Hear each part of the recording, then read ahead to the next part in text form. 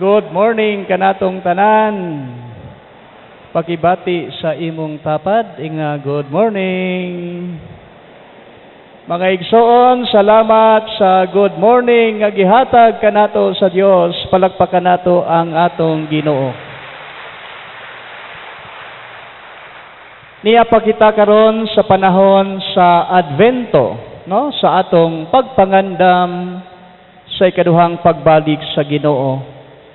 O sa atong pagpangandam sa pagbalik sa atong Ginoo, mga igsoon, labi na sa mga pagbasa ni aging Domingo.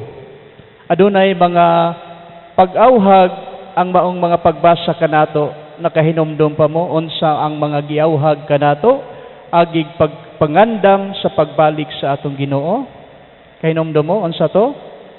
Una, mga igsoon, giawhag kita agig pagpangandam sa pagbalik sa atong Ginoo. Giawhag kita nga unsa man maghinulsol, magbasol sa atong mga sala ug nga kita mubalik sa Ginoo.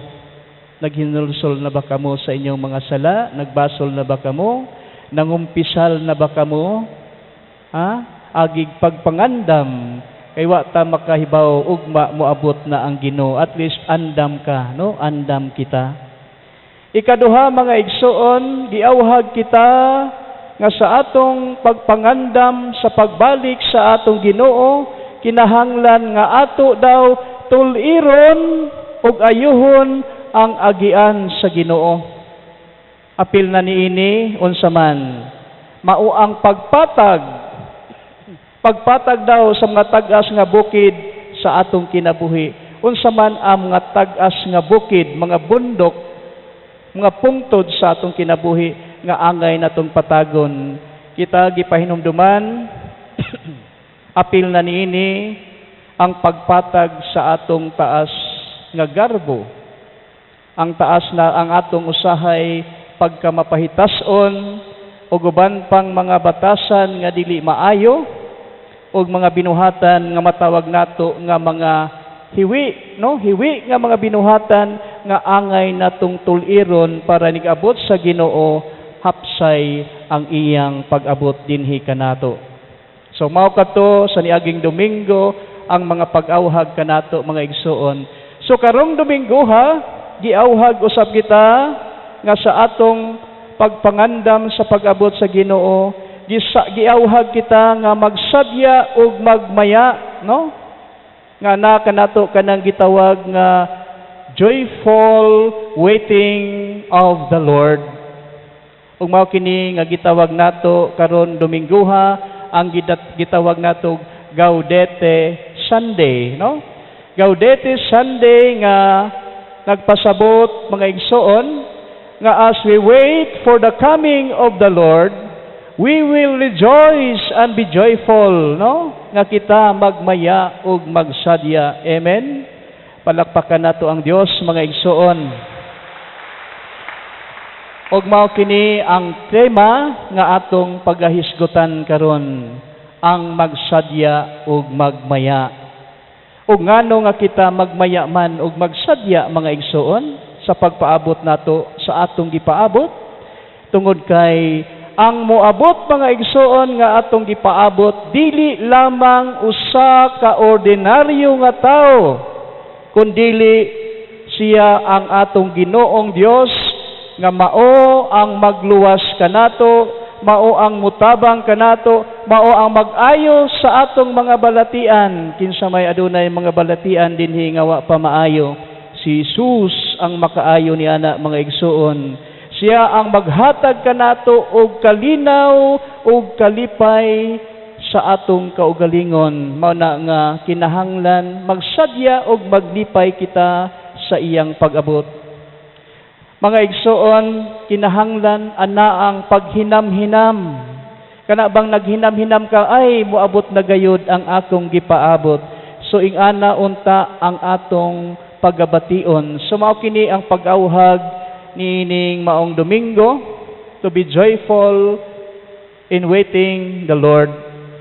Mga igsoon, sa unang pagbasa, sa dihang ang mga Hudiyo nabihag sa taga Babylonia nga diin sila naglisod, anaa sa kasubo, anaa sa kagulanan, ug sa maong kahimtang nga ilang nasinati mga igsoon, ug nga para dili sila madismaya sa nahitabo kanila, adunay gipadala kanila nga usa ka propeta nga nagpaabot kanila og mga mensahe, mga words of encouragement, nga sila dili angay maguol ug nga sila magmaya ug magsadya tungod kay muabutay na ang muluwas kanila nga iyang katawhan nga mao ang Ginoo.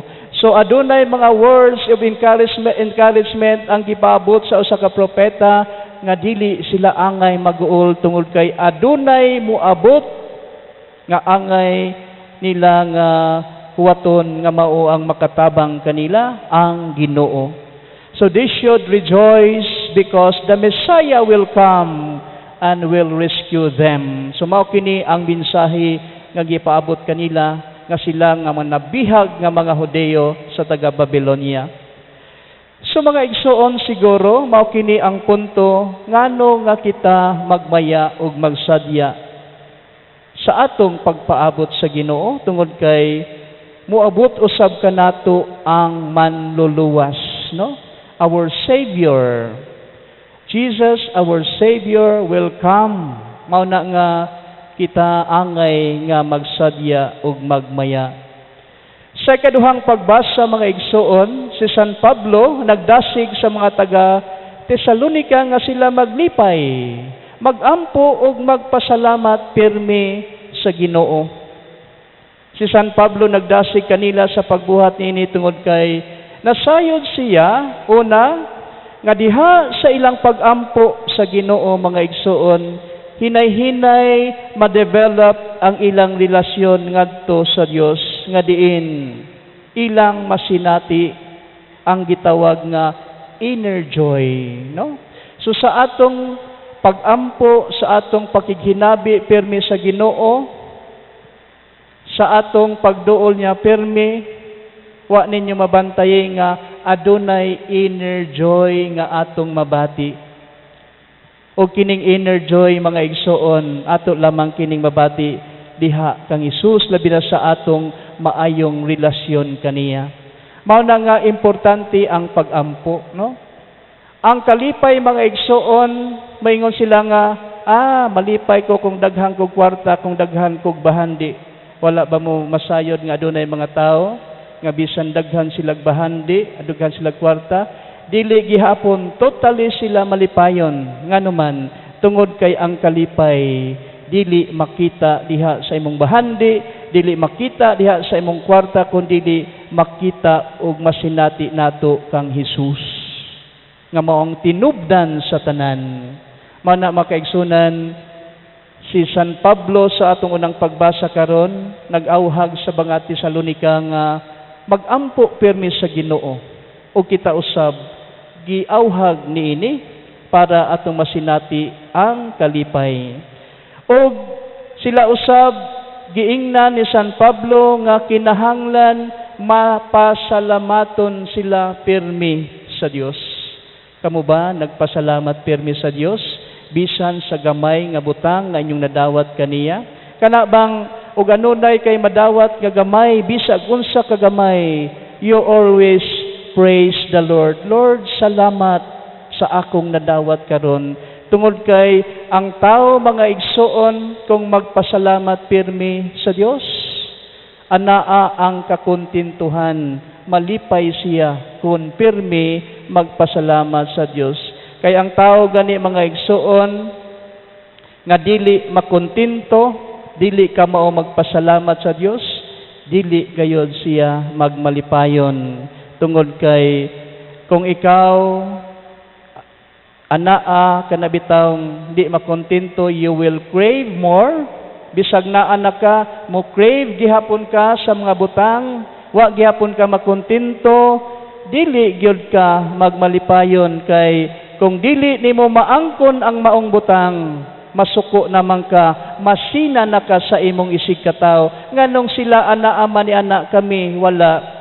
So dili ka magmalipayon, pero kung makutinto ka bisan sa gamay nga gihatag kanimo sa Dios, malipay ka mga igsoon. Mao na nga si San Pablo nagingon, magpasalamat kamo pirmi sa Dios sa tanang butangan yung nadawat kay diha sa inyong pagpasalamat makita nga kamo kung makontento ug malipay gayud diha sa Ginoo.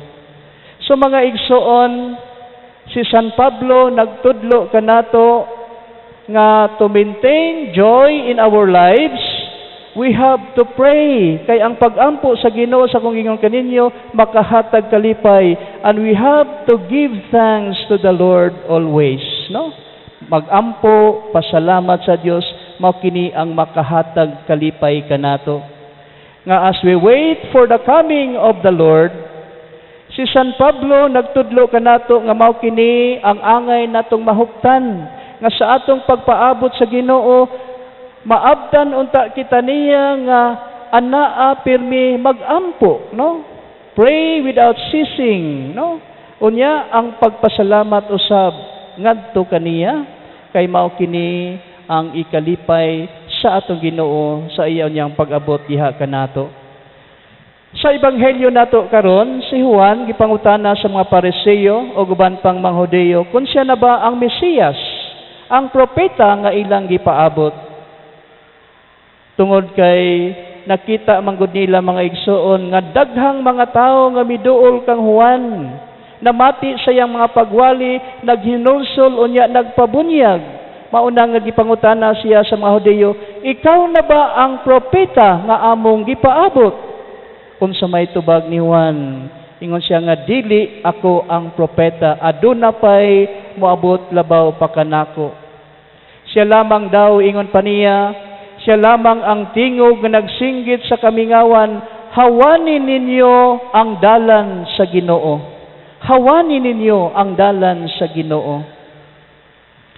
Mga igsoon, kung maghisgot ta may tungod sa pagmaya o sa atong pagpaabot sa Ginoo, in our joyful waiting of the Lord, nga mao ang tema nga atong gisgutan karon, si Juan nga magbubunyag sa atong ebanghelyo, nagpahinumdom kanato nga sa atong pagpaabot sa Ginoo, usa sa mga pamaagi nga kita dili mahadlok o mabalaka sa pag-abot sa Ginoo, kundili anaa ang kalipay ug paghinam-hinam sa iyang pag-abot. Si Juan nga magbubunyag nagpahinumdom kanato nga sa pag-andam niini sa atong kaugalingon, si Juan mingon, hawanan nato ang dalan sa Ginoo. Ilabi na ang dalan sa Ginoo padulong sa atong kasing-kasing, no? Kay niining paagiha mga igsoon, kung maghisgotag joyful dimension of Advent, nga diin kita gitawag sa pagsadya o pagmaya, mahitabo kini kung malimpyo gayud ang agian sa Ginoo padulong kanato. Mao na nga si Juan nagsangyaw gayud, hawanin ninyo ang dalan sa Ginoo padulong diha sa inyong kaugalingon.